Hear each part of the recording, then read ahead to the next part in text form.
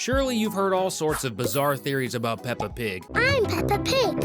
Vampires, evil twins, and more. But do you notice the subtle details hidden within the show? Details that are right there if you just pay attention. Shh. Let's dive into it. Have you noticed that Miss Rabbit is everywhere, doing different things? Flying helicopters, rescuing people, selling all kinds of stuff. And most of the time, it seems like this character has the power to clone herself. But believe it or not, that's not what's going on. Could she have multiple clones, or maybe even be some kind of divine entity? Nope, none of that. Actually, Miss Rabbit does something much simpler than having powers or copies. In truth, she is a spy for the British government, working directly for the Queen. Doubt it? In the episode where everyone visits Her Majesty, it's clear that Miss Rabbit and the Queen know each other. And when you combine that with what the neighbor, Peppa's family, sees her doing, it becomes obvious that Miss Rabbit is actually spying on the Pig family. If you think about it, you'll realize that Miss Rabbit isn't everywhere. That's a mistake. She only goes where Peppa's family goes. Since all the episodes are from the point of view of the Pig family, we get the impression that Miss Rabbit has many copies. But no, she's just watching the pigs. The reason behind it all is still a mystery.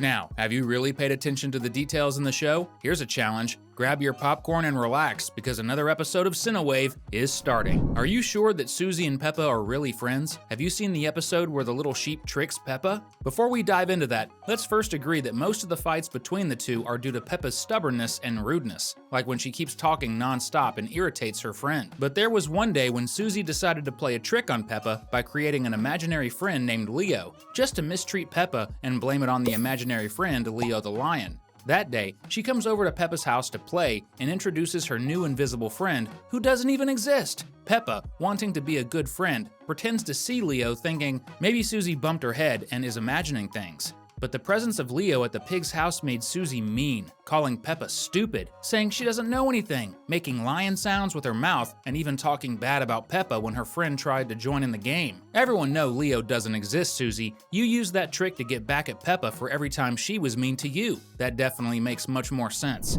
In Season 5 of Peppa Pig, we see a polar bear living on an icy island in the ocean when Danny Dog's father was sailing. But this is strange, right? Because theoretically, Penny Bear is a cub of the same species, yet she has human-like consciousness, while the bear on the island is just an animal. The same thing happens with Mrs. Crocodile, a zoo employee who behaves like a human, unlike the crocodiles that attacked Grandpa Rabbit. So, we can conclude that there are animals in Peppa's world that aren't wild, but others of the same species have the freedom to walk, talk, and build homes like humans. But why? It's almost certain that in this case, we're talking about a reality where some animals have evolved into humans as the food chain no longer exists. Lions don't attack gazelles. Maybe Penny Bear even has a cousin, a plain polar bear who lives in the Arctic, Polar Bear North. So does Peppa also have relatives that are wild pigs, the infamous boars? I guess now I understand why Peppa asked Mr. Potato if she should eat potatoes. Maybe she was talking about non-talking vegetables.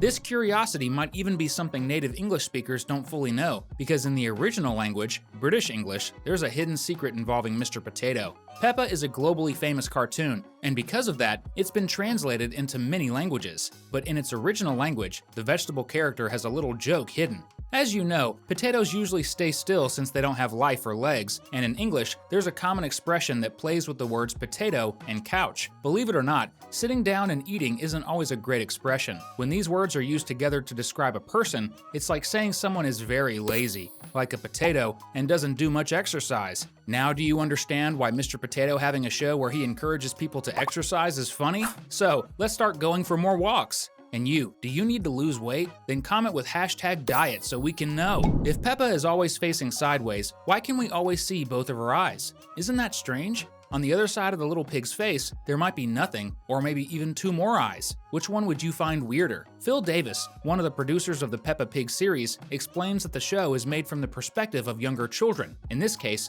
children around Peppa's age, which is 4 years old, tend to draw their pictures this way. So Peppa only has 2 eyes, one on the left side and one on the right side of her face. But we can see both because that's how young children imagine drawings.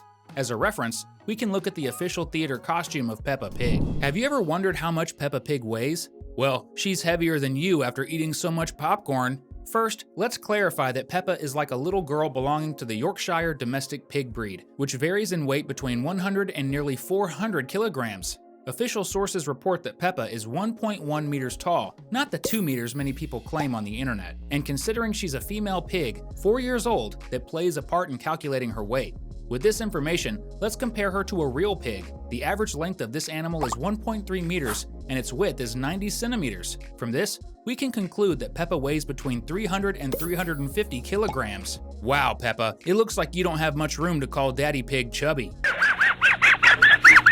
Now, I'm going to ask a very controversial question, so brace yourself and stay calm. Should Daddy Pig maybe run away from home and search for happiness elsewhere? It's pretty clear that Daddy Pig faces prejudice and abuse from his family, and this is really sad because in the show, it's presented as something funny. But if you look closer, it's really not funny at all. Peppa often calls him silly, or even when she made fun of Daddy's weight by turning his belly into the password for the treehouse. Or on Father's Day, when Mommy Pig said this celebration was just a modern invention and less important than Mother's Day. And in the end, we see that the whole family forgot Father's Day. And it doesn't stop there, they even made the worst cake in the world to pretend they care, mixing cereal, ketchup, and cheese into the same recipe. Where's the love and respect for Dad in that? You know what's also important? Subscribe to the channel and turn on the notification bell. You've probably wondered why all the houses and shops are on top of very high hills, and since the beginning of the show, there have been theories about why this happens. Many people have thought since the start of Peppa that the reason is because there are monsters that live on the flat ground and can't climb the hills, so the characters protect themselves up high. But that's not true, because many times the characters are seen in the lower parts of the city. The truth is that this detail is explained only once in the series. The reason is that in the area where it's drawn, it rains a lot and floods to the point of destroying houses and sinking buildings, so the characters need to have their houses built on the hills.